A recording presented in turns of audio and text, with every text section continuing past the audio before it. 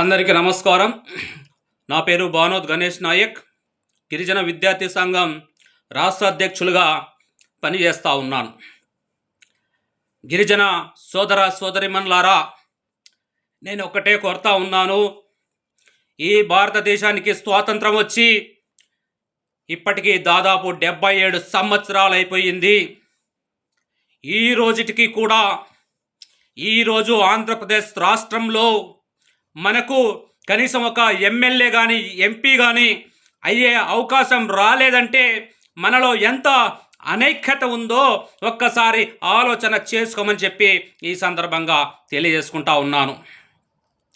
ఈరోజు మనం కనుక ఇప్పటికైనా మనలో ఐక్యత రాకపోతే, ఇప్పుడైనా మన జాతికి జాగృతం చేయకపోతే మన భావి తరాల వాళ్లకు, మన భావి తరాల పౌరులకు, మన బిడ్డలకు మనం అన్యాయం చేసిన వాళ్ళం అవుతామని ఈ సందర్భంగా తెలియజేసుకుంటా ఉన్నాను.